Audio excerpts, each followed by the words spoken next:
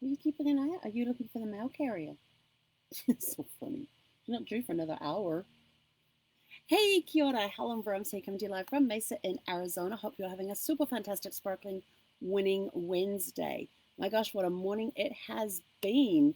I did, after my morning training session, I did watch the inauguration live on a stream since I don't have TV connections.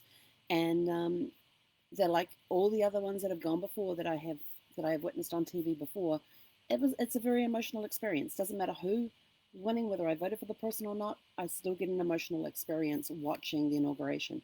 It is, I guess, just all the pomp, the circumstances, the ceremonies, um, and especially if they're history making ones like today, with the vice president being female, being sworn in, African American, was it African American, Asian American, first female vice president ever. So, it was kind of an emotional day in that regard. But like I said, inaugurations, whether I vote for the person or not, I still enjoy watching them and I still get emotional over them. I get kind of choked up on them. Um, but it was a great. It's always a great thing to witness those because you never know. Um, you know, Years later when your great grandkids are reading your journals if you keep a journal, and they see your thoughts in there about inauguration day. Oh my gosh, my second great grandmother was at inauguration, or she was watching it on TV, or whatever it was. It was getting their thoughts, and you've got your future generations have your thoughts and feelings about the inauguration, about who won, and that sort of thing. So it's something that your future generation will know a little bit more about, learning about who you are by reading your journal. And so I think it's always a great thing that if there's something historic happening, like an inauguration, to get somewhere where you can watch it, whether you're watching it live in person or whether you're watching it on TV or via live stream, be able to watch it and participate in it in some way so that you can write your thoughts and feelings down for future generations so they can learn more about you and more about what times were like during that particular historic event. Because you know me, I'm all about tying history up and making it personal, finding those personal connections to points and times in history and events in history.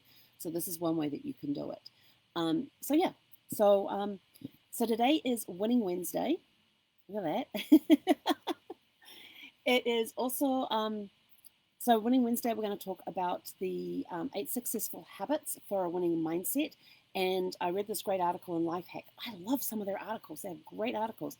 But I have pinned the article here that I've taken my notes from, and I'm going to run them through them really quickly because I do have a full day, and kind of forgot to put the inauguration into my schedule. Go figure. Did not put that in my calendar. So now it's thrown my schedule off. But then I thought, you know what? It doesn't matter if my schedule got thrown off today. What matters is that I got to participate in the historical moment, watching the 46th president get sworn in, watching his vice president to get sworn in, and it was a day of celebration. Whether or not you vote for the person, it doesn't matter. It's a day of celebration for the country. Some people may not see it that way. I am not turning this into anything political. Just putting that out there. Um, so, but then I thought about this, and and I did a workshop with a friend Maurice Domino, who has this workshop about how to put together your presentations and things.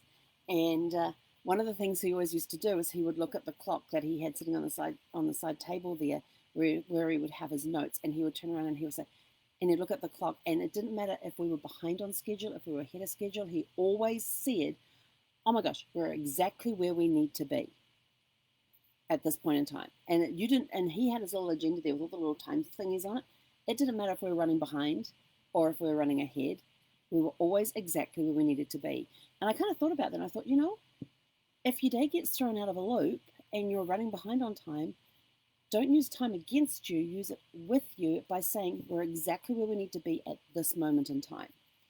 And, you're not running late, you're where you need to be at this moment in time. Although I will say this, if you are running late to a meeting, you do need to keep an eye on clocks on that. But at least call ahead to let the person know you're going to be late. Please. I hate people who are late to meetings. It is a pet peeve of mine. I'm one of those people who always try to be at least 30 to 20 minutes early. If I'm getting on a Zoom call, I I'm sitting here 10 minutes to the hour, or 10 minutes before the appointment time, I'm ready to hit that button. And if I'm using somebody else's Zoom, logging into somebody else's Zoom account, I usually wait, especially if it's a one-on-one, because I don't know if they're meeting with somebody immediately before me. And some people are using passwords, and some people are using waiting rooms. And about 5 minutes to, I'll actually log in at that point. But if I'm on a group session, then I'm usually on anywhere from 20 to 30 minutes beforehand. And even if it comes up saying the host has not yet started the meeting, and so you got to wait for them to start the meeting, that's okay. That's okay. I am exactly where I need to be at that point in time, because it means that I have now sat down. I have my note paper ready. I have my pen and paper ready. I'm not sitting there going, oh my gosh, I got to do this. I got to do this while the meeting is starting. But anyway, back to winning mindsets. I have no idea how we got there. Oh yeah, because my day has scrambled a little bit because I forgot to put the inauguration into my calendar. But that's okay. I'm exactly where I need to be at this moment in time. So the 8 habits this article talked about, the number one was affirmations. Affirmations are huge. I love my affirmations. Like, I am confident, I am full of abundance, I am full of blessings. The I am statements. There's so many greats. Excuse me. I am sneezing. Those I am statements have such a powerful thing, because when you talk the I am statements, you talk present tense.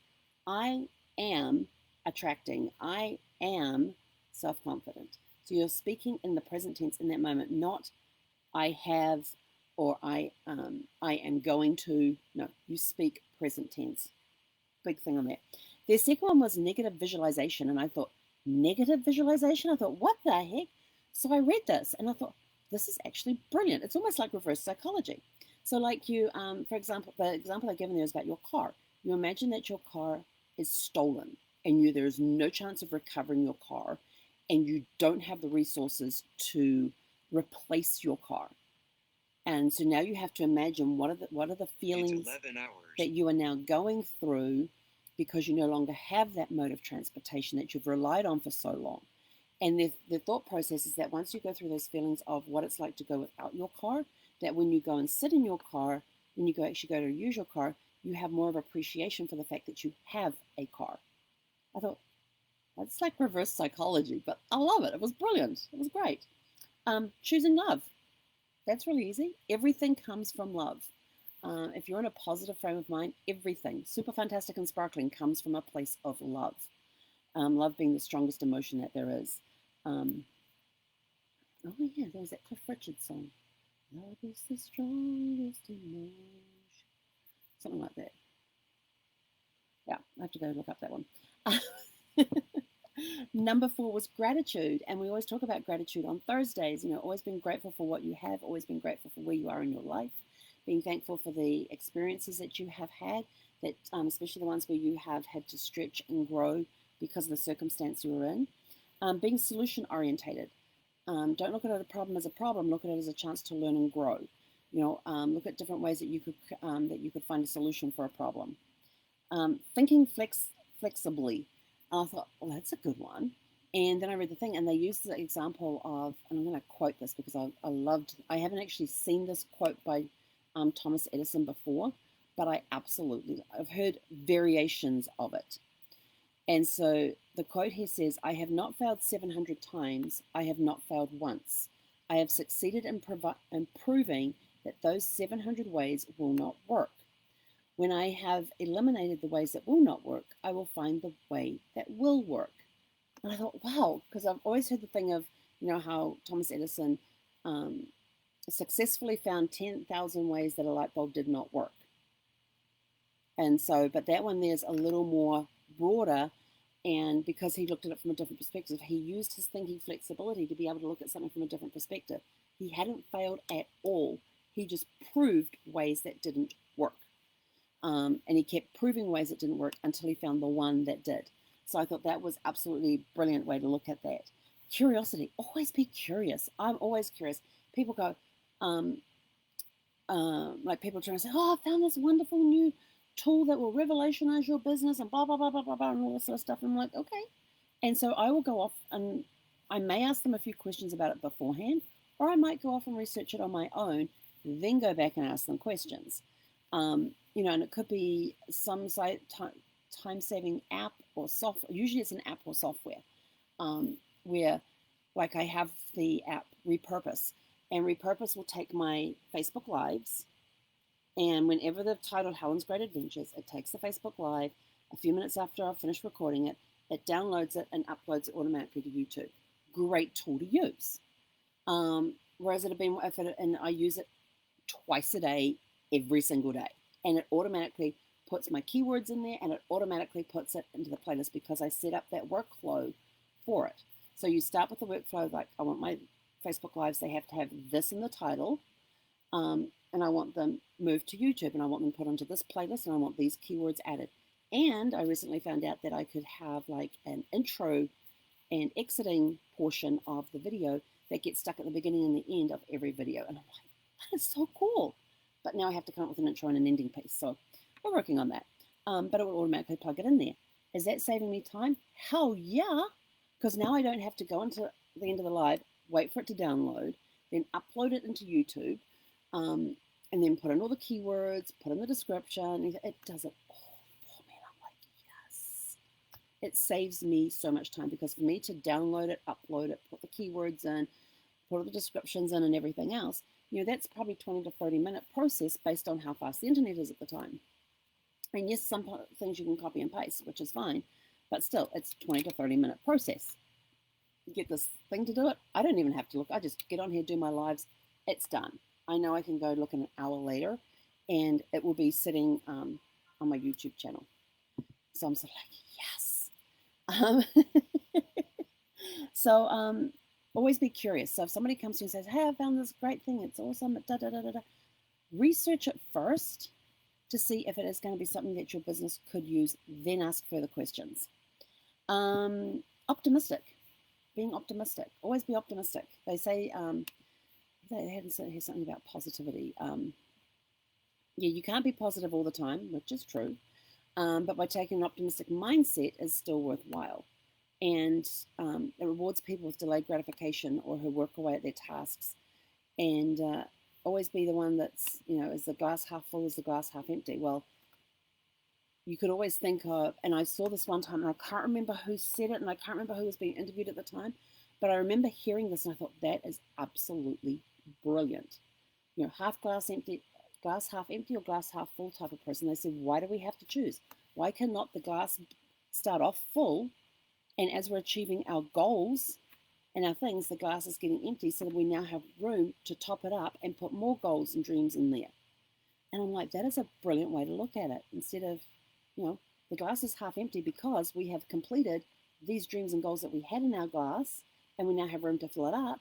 Or the glass is half empty because we've taken out those dreams, we've completed those, same thought, we've completed it. So whether it's half empty or half full, it doesn't matter, because the top half are the dreams and the goals that you have achieved and completed, and you're now creating room for more stuff to be put inside. Oh, that is brilliant. So anyway, if you want to, please go read the article. It's great. It's got lots of great suggestions and stuff in there.